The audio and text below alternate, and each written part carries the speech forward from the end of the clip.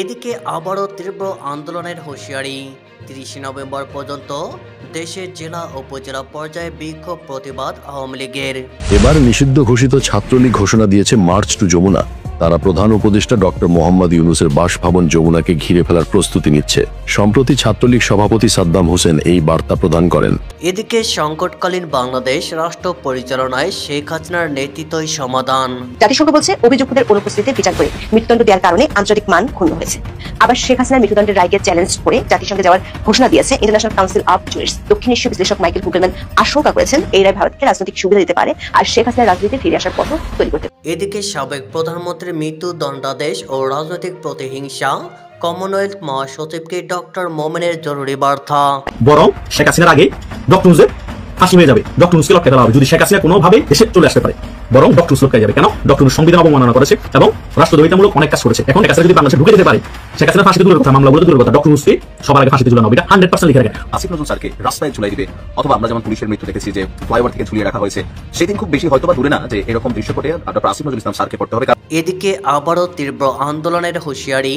৩০ November পর্যন্ত দেশের জেলা উপজেলা পর্যায়ে বিক্ষোভ প্রতিবাদ আওয়ামী লীগের। দেশে ইউনূস বিরোধী, অন্তর্বর্তী সরকার বিরোধী প্রতিবাদ আরও তীব্র হচ্ছে। শুধু আওয়ামী লীগ নয়, দেশের জনগণের ক্ষোভও চড়াও হচ্ছে।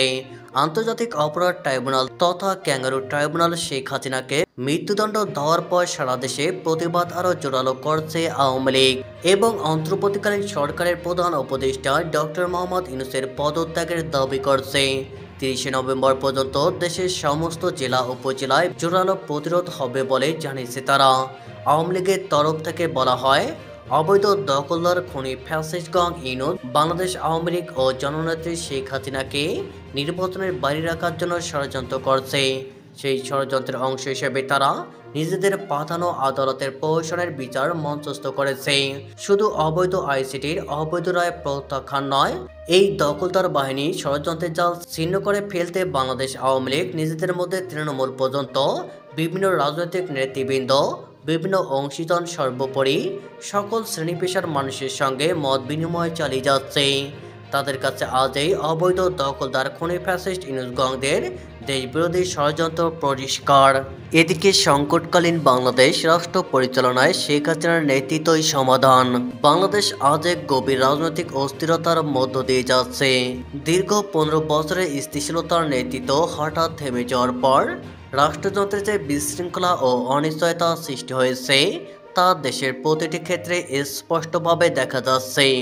সরকার পরিবর্তনের পর যে শূন্যতা তৈরি হয়েছে তা সবচেয়ে বেশি লক্ষ্য করা যাচ্ছে প্রশাসন, অর্থনীতি ও উন্নয়ন খাতে। নেতৃত্বের অভিজ্ঞতা ও ধারাবাহিকতা হারিয়ে ফেলা কতটা ভয়াবহ হতে পারে আজকের বাস্তবতা তারই প্রমাণ। বর্তমান অন্তর্বর্তী প্রশাসন দেশের জন্য কার্যকর কোনো দিক নির্দেশনা দিতে পারছে না।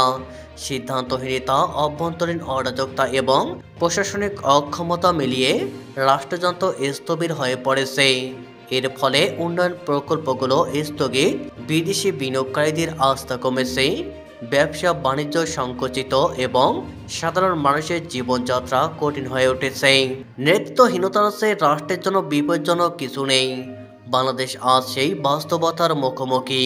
বাংলাদেশের মানুষ জানে স্থিতিশীলতা, পূর্বাভাস, যোগ্যতা এবং রাষ্ট্র পরিচালনার দক্ষতার প্রতীক ছিলেন শেখ হাসিনা। দীর্ঘ সময় ধরে দেশের উন্নয়ন, অবকাঠামো বিপ্লব এবং আন্তর্জাতিক অঙ্গনে মর্যাদা প্রতিষ্ঠা এসব কোনো আকস্মিক সাফল্য নয়। এটি ছিল সুচিন্তিত নেতৃত্বের ফল, যার নেতৃত্বের অনুপস্থিতিতে দেশ যে ভয়াবহ অনিশ্চয়তার মধ্যে পড়েছে তা ব্যবসায়ী, কৃষক, শ্রমিক থেকে শুরু করে সাধারণ নাগরিক সবাই অনুভব করছে। উন্নয়নের যে ট্রেন একসময় দ্রুত গতিতে এগোচ্ছিল, নেতৃত্ব বদলের পর তা হঠাৎ লাইনচ্যুত হয়ে গেছে। পদ্মা সেতু, metro rail, Karnaphuli tunnel, 4 lane মহাসড়ক, যেসব প্রকল্প দেশের অর্থনীতিকে নতুন উচ্চতায় নিয়ে যাচ্ছিল, এখন সেগুলো অগ্রগতিহীন। বড় বড় প্রকল্পে অর্থায়ন অনিশ্চিত, আন্তর্জাতিক সংস্থার আস্থা দুর্বল, রাষ্ট্র পরিচালনায় অস্থিরতা তৈরি হলে উন্নয়ন কত সহজে ভেঙে পড়ে বাংলাদেশ আজ সে কঠোর বাস্তবতার মুখোমুখি। বর্তমান রাজনৈতিক প্রেক্ষাপট স্পষ্ট করে দিচ্ছে, অদক্ষ নেতৃত্ব রাষ্ট্রকে সংকটে ঠেলে দিতে পারে।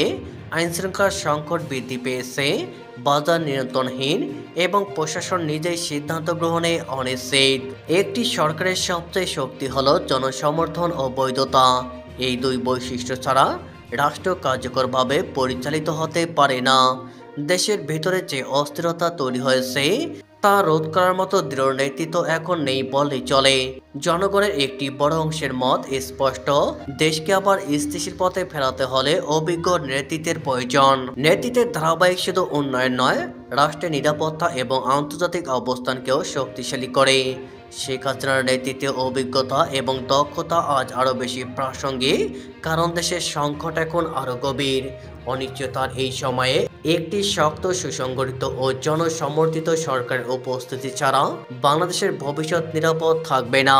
দেশের সাধারণ মানুষেরাই স্পষ্ট, অস্থিরতার মাঝেও অধিকাংশ মানুষ বিশ্বাস করে বাংলাদেশের স্বার্থ রক্ষা করতে হলে আওয়ামী লীগের মতো সংগঠিত দল প্রয়োজন, আর দেশের মানুষের ভবিষ্যৎ সুরক্ষিত রাখতে হলে শেখ হাসিনার মতো অভিজ্ঞ, প্রমাণিত ও স্থিতিশীল নেতৃত্ব অপরিহার্য। আজকে রাজনৈতিক বাস্তবতায় একটাই সত্য, দেশকে সংকট থেকে টেনে তুলতে হলে আবার শক্ত হাতে হাল ধরতে হবে সেই নেতৃত্বকেই, যিনি একসময় বাংলাদেশের উন্নয়নের উচ্চতায় তুলেছিলেন এবং যিনি জানেন রাষ্ট্র কিভাবে পরিচালনা করতে হয়। এদিকে সাবেক প্রধানমন্ত্রী মৃত্যুদণ্ডাদেশ ও রাজনৈতিক প্রতিহিংসা, কমনওয়েলথ মহাসচিবকে ডক্টর মোমেনের জরুরি বার্তা। বাংলাদেশের চলমান রাজনৈতিক পরিস্থিতি, বিচারিক প্রক্রিয়া, স্বচ্ছতা এবং জাতিসংঘের মানবাধিকার বিষয়ক প্রতিবেদনের ব্যবহার নিয়ে গভীর উদ্বেগ প্রকাশ করে কমনওয়েলথ মহাসচিবকে চিঠি দিয়েছে বাংলাদেশের সাবেক পররাষ্ট্রমন্ত্রী ও জাতিসংঘে বাংলাদেশের সাবেক স্থায়ী প্রতিনিধি ডক্টর AK আব্দুল মোমেন। আজ পাঠানো এই চিঠিতে তিনি বাংলাদেশের সাম্প্রতিক একটি রায়ে সাবেক প্রধানমন্ত্রীর মৃত্যুদণ্ডাদেশ এবং সেই রায়ে জাতিসংঘের প্রতিবেদনের বিতর্কিত ব্যবহারের কঠোর সমালোচনা করেছেন। আগামী 20 থেকে 24 নভেম্বর কমনওয়েলথ মহাসচিবের বাংলাদেশ সফরের ঠিক আগ মুহূর্তে এই চিঠি দেওয়া হলো। জাতিসংঘের প্রতিবেদনের অপব্যবহার নিয়ে অভিযোগ চিঠিতে ডক্টর মোমেন জাতিসংঘের মানবাধিকার বিষয়ক হাই কমিশনার ভলকার তুর্কে দেওয়া একটি পর্যবেক্ষণ প্রতিবেদনের কার্যকারিতা নিয়ে প্রশ্ন তুলেছেন। তিনি উল্লেখ করেন, ওই প্রতিবেদনের ওপর ভিত্তি করে বাংলাদেশের সাবেক প্রধানমন্ত্রীর বিরুদ্ধে মৃত্যুদণ্ডের মতো রায় ঘোষণা করা হয়েছে। ডক্টর মোমেন অভিযোগ করেন, ওই প্রতিবেদনটি জাতিসংঘের মানবাধিকার কাউন্সিল দ্বারা অনুমোদিত নয় এবং এটি পর্যালোচনার জন্য সেখানে জমা দেওয়া হয়নি। জাতিসংঘের কার্যপ্রণালী বিধি লঙ্ঘন করে ওই প্রতিবেদনটি ব্যবহার করা হয়েছে। তিনি দাবি করেন, এই ধরনের একপাক্ষিক পদক্ষেপ জাতিসংঘের প্রাতিষ্ঠানিক বিশ্বাসযোগ্যতা ক্ষুণ্ণ করছে এবং মানবাধিকার ব্যবস্থাকে রাজনীতিকরণের ঝুঁকিতে ফেলছে। সাবেক পররাষ্ট্রমন্ত্রী তার চিঠিতে উল্লেখ করেন, বাংলাদেশে যে রায় ঘোষণা করা হয়েছে তা ন্যায় বিচারের পরিবর্তে রাজনৈতিক প্রতিহিংসার প্রতিফলন। তিনি বলেন, বিচারিক প্রক্রিয়ার দ্রুতগতি, উপস্থাপিত প্রমাণের ধরন এবং একটি অননুমোদিত জাতিসংঘের প্রতিবেদনের উপর নির্ভরতা সবই বিচার বিভাগের স্বাধীনতা ও সত্যতা নিয়ে প্রশ্ন তুলেছে।